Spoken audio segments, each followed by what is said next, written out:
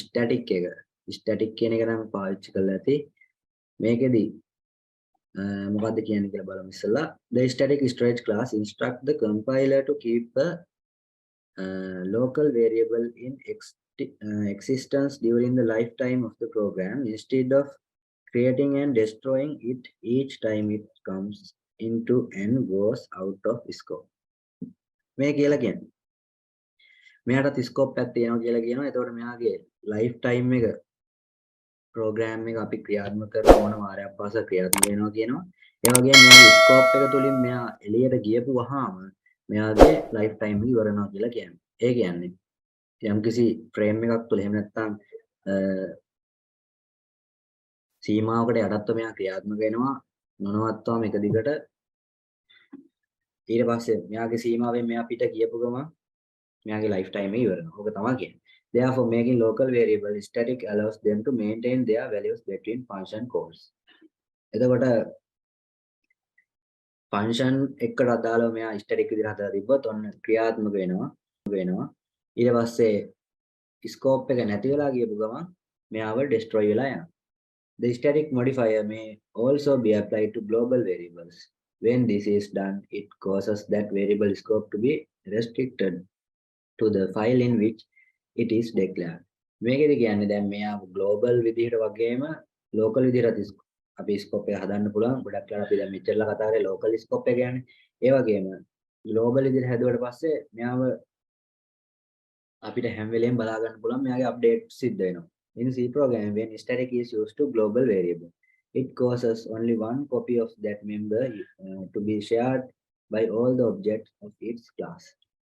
දැන් මේකට එක්සැම්පල් එකක් අපි අතාරින්න. එතකොට ඔයාලා තේරුම් ගන්න පුළුවන් මේ ස්ටැටික් එකෙන් මොකද්ද හරියටම වෙන්නේ කියලා. හරි. මේ තියෙන්නේ එක්සැම්පල් එකක්. මේකෙදි අපි බලමු මොනවද කියලා තියෙන්නේ කියලා ඉස්සරවම #include stdio.h function declaration එක ඊට යටින් තියෙනවා void func කියලා තියෙනවා function කියන එක short කරලා void එතකොට මේකට අදාළව function declaration එක තියෙනවා. ඊට පස්සේ තියෙනවා මෙතන static integer count 5 කියලා. දැන් මෙයා නිකන් data type එකක් නෙමෙයි static කියන storage class එකට අදාළව තියෙන data type එක. ඒ වගේම මෙයා global variable එකක් කියලා ඔන්න දැන් identify කරගන්න පුළුවන් ඔයාලට. ඊට පස්සේ තියෙනවා ඔන්න main function එක ඇතුලේ while loop එකක් දාලා while count එක minus දාලා decrement එකක් දක්වලා තියෙන්නේ.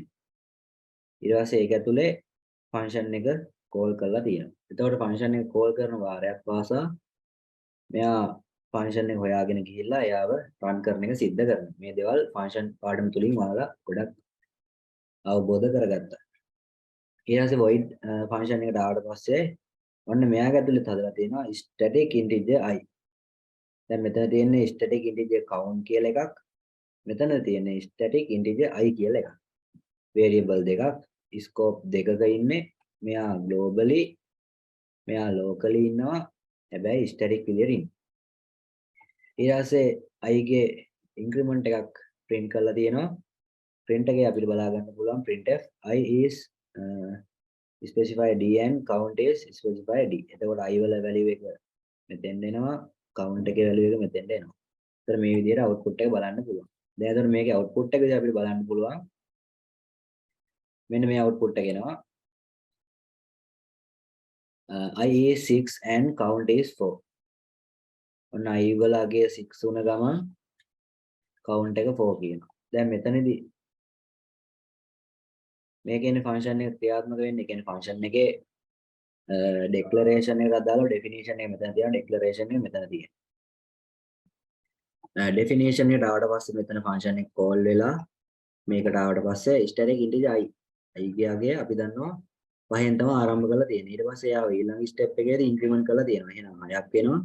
ඊට පස්සේ print කරනවා. එතකොට මේ විදිහට i වලගේ 6යි. ඊට පස්සේ මේ විදිහටම count එක ඊට පස්සේ කීයද කියලා එනවා. දැන් count එක එනකොට මෙතන ඔයාලට පේනවා count එකෙන් minus කරලා තියෙනවා. එතකොට දැන් මේ loop එක ක්‍රියාත්මක වෙනකොට count එකේ අගය තියෙන්නේ 5යි. 5න් එකක් අඩු කරන එක තමයි මෙතන decrement එකෙන් වෙන්නේ. එහෙනම් එකක් අඩු වෙන ගමන් 4 වෙනවා මේක. ඔන්න දැන් 4 කියන value එක එනවා count එකට. i ගේ value එක එනවා i ළඟට. එතකොට මේ විදිහට පළවෙනි output එක බලා ගන්න පුළුවන්. i වලගේ 6යි count එක 4යි. ඊට පස්සේ නැවතත් මෙයාගේ function එකට අදාළව call වෙනවා මේ loop එක repeat වෙලා count එකෙන් එකක් අඩු වෙලා. ඒ කියන්නේ එකක් අඩු වෙනාගෙන 4යි. ඊට පස්සේ නැවතත් function එක call වුණාට පස්සේ function එකට එනවා. ඊට පස්සේ නැවතත් මේක සිද්ධ කරනවා static integer i කියන එක. දැන් මෙයා එකපාරක් කරානේ. static කියන එකට අදාළව නැවත static එකේ අගය වෙනස් කරන්නේ. මෙයාගේ last update එක තිබ්බේ 6 කියලානේ. මෙතනදී අන්න එයාට තව එකක් එකතු වෙන එක තමයි සිද්ධ වෙන්නේ. නැත්නම් අපි දැන් normal කලින් ඉගෙන ගත්තේ function එකක් නැවත පාරක් ක්‍රියාත්මක වෙද්දී යාව reset වෙලා වැඩ කරනවා කියලා. හැබැයි මෙතනදී static කියලා keyword එක දාලා තියෙන හින්දා මෙයාලව reset වෙන්නේ නැහැ. එයාලගේ last updated value එකෙන් තමයි එතනින් පස්සේ දේවල් ටික update කරගෙන යන්නේ. එතකොට අවසානයේ මෙයාගේ තිබ්බ 6 කියන value එක ඊට පස්සේ මෙයා නැවත වතාවක් increment වුණාට පස්සේ මෙයාව එකක් එකතු වෙලා 7 බවට පත් වෙනවා. ඊට පස්සේ 7යි මේකෙදි count එක එකක් අඩු වෙනවා මෙන්න මේ process එකෙන්. එතකොට මෙතන 3ක් වෙනවා. මේ පැත්තට එකක් වැඩි වෙද්දි මේ පැත්තට එකක් අඩු වෙලා ඔය විදිහට යනවා. 7ක් වෙද්දි 3ක් එනවා, 8ක් වෙද්දි 2ක් එනවා, 9ක් වෙද්දි 1ක් එනවා, 10ක් වෙද්දි බිඳුවක්. මෙන්න මේ විදිහට ප්‍රෝග්‍රෑම් එක මෙතනින් අවසන් වෙලා යනවා. මෙතනින් බිඳුවෙන් එහාට මෙයා ක්‍රියාත්මක වෙන්නේ නැහැ. මෙන්න මේ විදිහට තමයි මෙයාගේ output එක බලන්න පුළුවන්. දැන් ඔයාලට තේරුම් ගන්න පුළුවන් ඔන්න ඔය විදිහට තමයි static එක ක්‍රියාත්මක වෙන්නේ. ඒ කියන්නේ static එක අපි static විදිහට හදපු ගමන් මෙයාව normally variable එක තියෙන features වලට වඩා දේවල් ටික මෙයාට ළඟා කරගන්න පුළුවන්. ඒ කියන්නේ add වෙනවා.